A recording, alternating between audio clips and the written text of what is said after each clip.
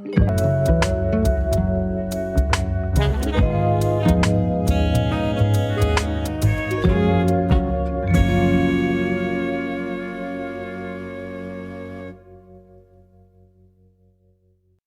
is a clip from the Virtuoso show, enriching entertainment through story and sound.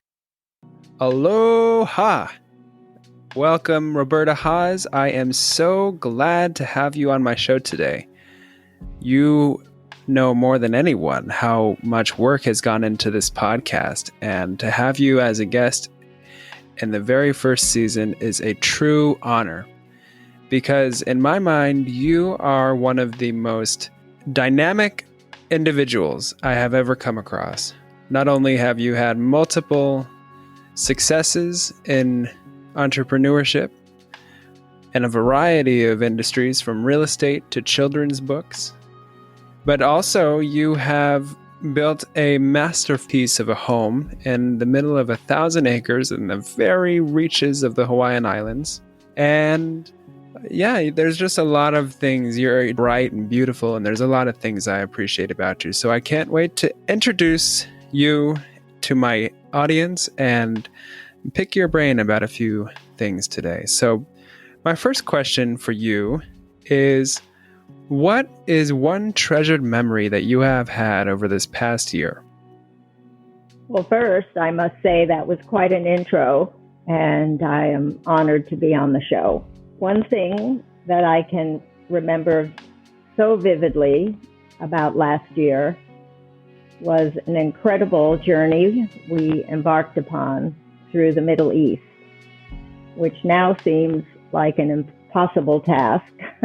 However, I wanted others to know that once the cruising industry comes back, that it's not just for older people. It's for people of all ages who value education and excitement and adventure and traveling outside of their comfort zone.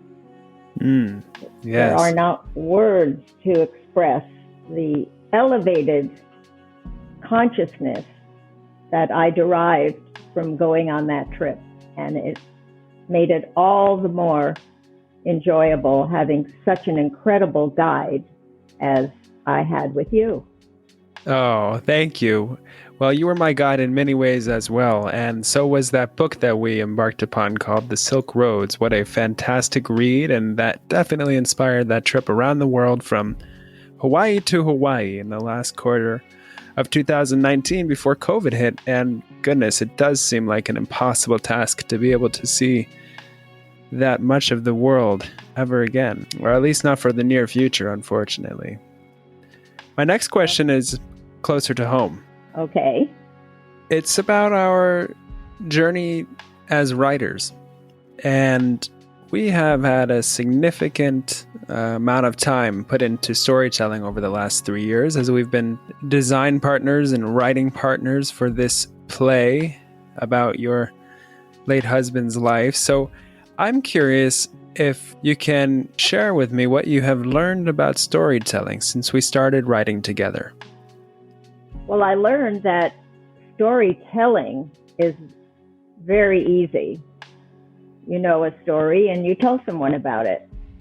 But story writing is yet another task in and of itself.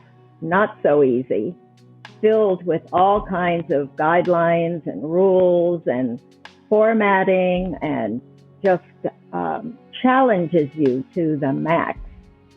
You have done a superb job in helping that effort in the way you've approached it by going into your master class. You just enrolled yourself for the last year and a half by reading all the great books on what they found to be the easy road to making a perfect screenplay.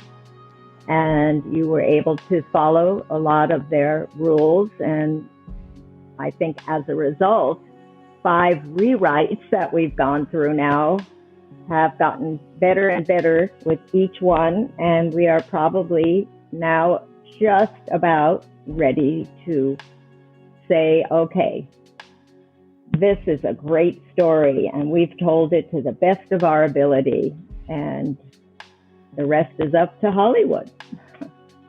So Fingers crossed.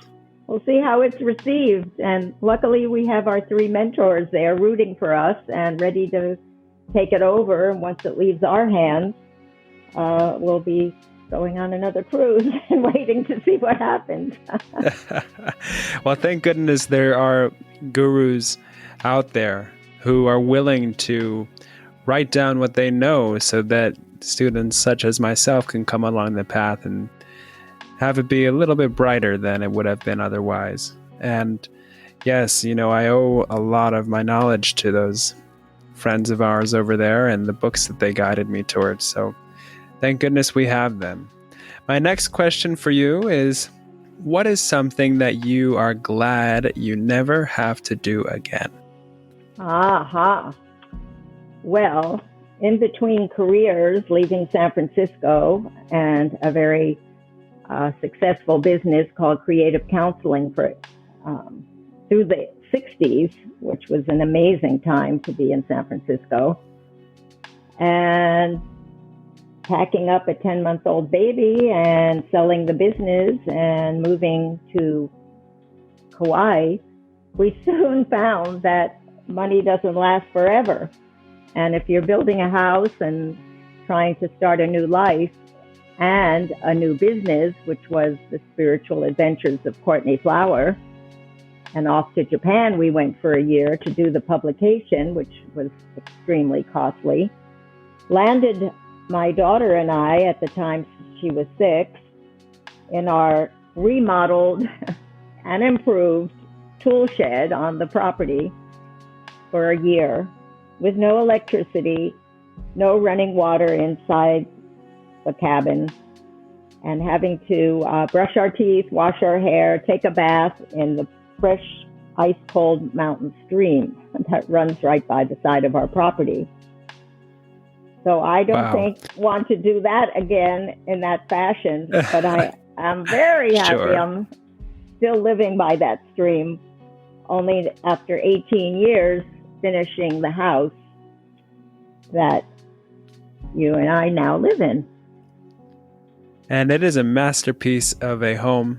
And speaking to that story you've gone on in your life, Aristotle would be very proud. He deemed the perfect play to be the reversal of fortune from happiness to misery. And I think I was kind of depressed a lot of that year, but I started a real estate company and it took my attention and gave me a lot of entertainment from all the people that were coming to the island then, and I grew to love it, but not being in the shed. Yes,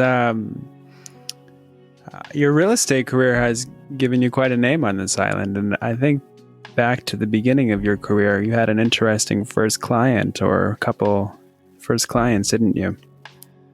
Our first client, oddly enough, I had a girlfriend whose husband was in Hollywood, and he brought Sylvester Stallone to my office, and he ended up buying 3 pieces of magnificent 5-acre parcels, one for himself, one for his lawyer, and one for his business manager.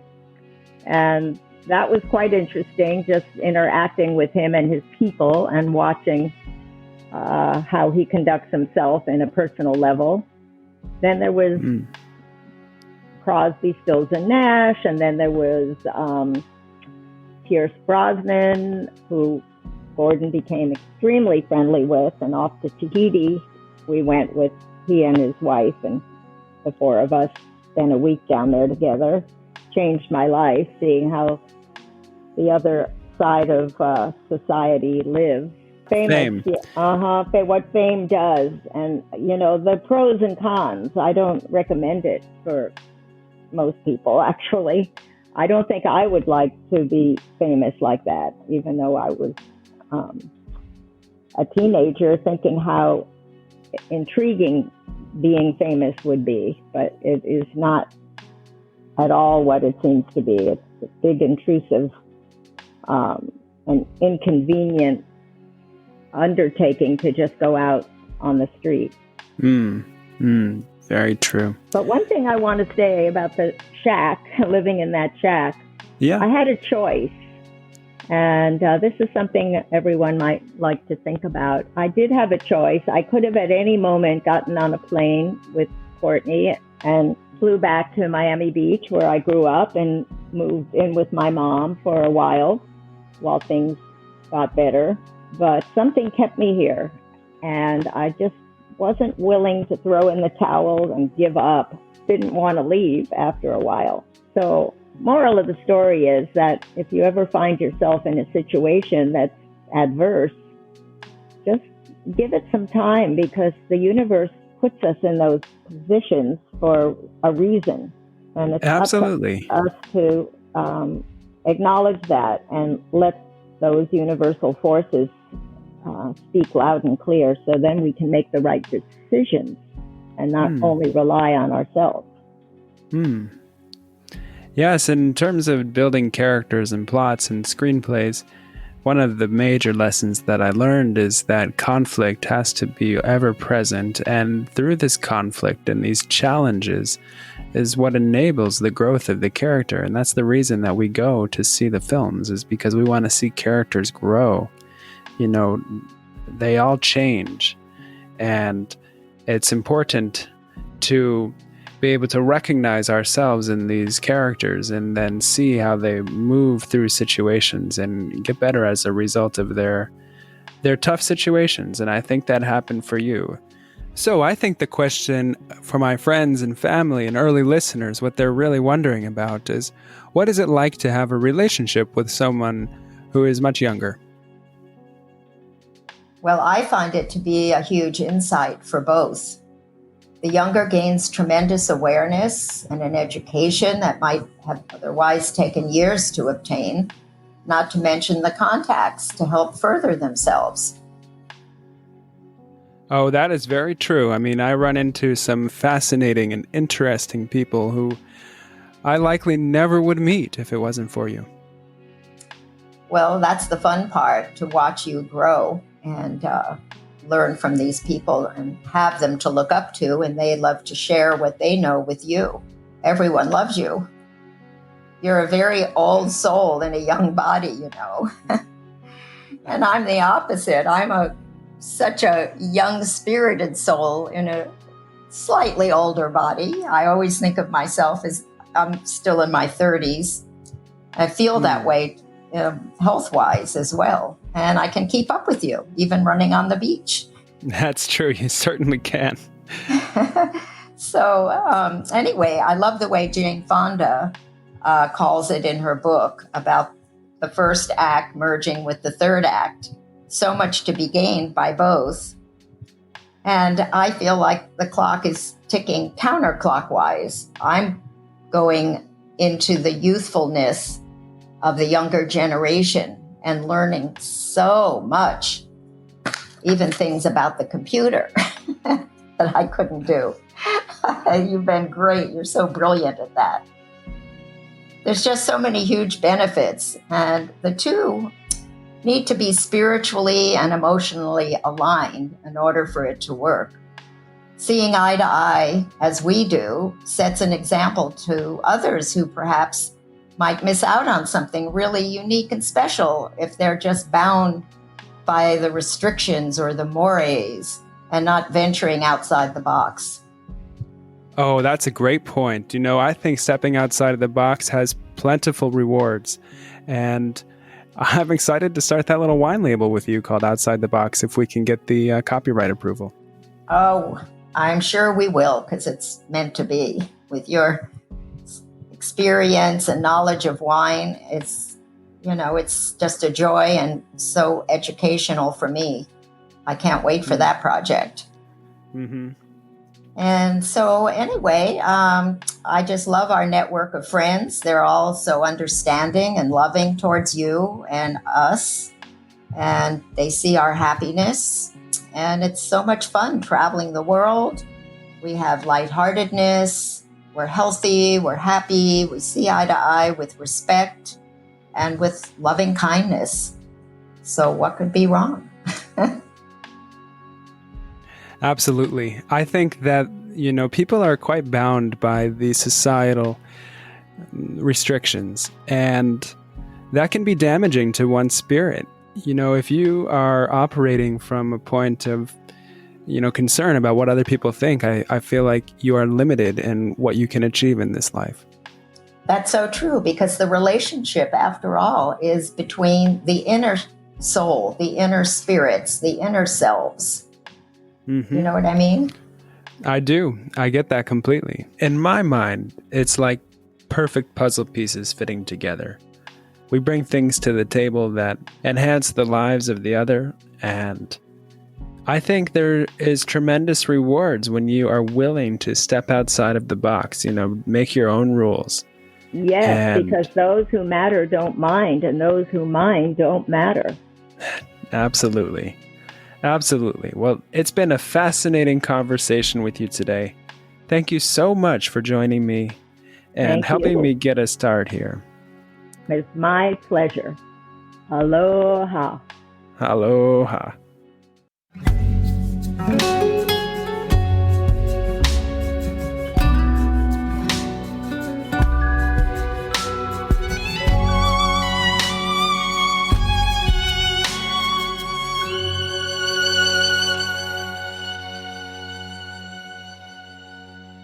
Thanks for taking a moment to listen to this excerpt. If you like what you've heard here, maybe you'd enjoy the full show. I invite you to check it out wherever you get your podcasts. If you love what I'm doing and you want to support me, please go to trevorsthoughts.com and sign up for my email. Alternatively, you can shoot me a quick message at muse@trevorsthoughts.com. That's MUSE, like the Greek muses. I'll send you an email back and we can begin our relationship from there. Till next time, aloha.